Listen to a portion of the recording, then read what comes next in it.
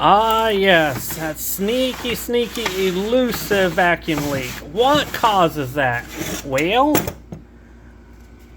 it's this right here. Low spot, and the rest is high all around. This may not be a perfectly flat surface, but it's a heck of a lot better than what this is. So this is an important part of carb rebuilding. Make sure that you get all these high spots sanded down so you have a nice flat plane to bolt against your intake manifold. Thanks for watching, and I hope you have the absolute best day that you can. Bye bye.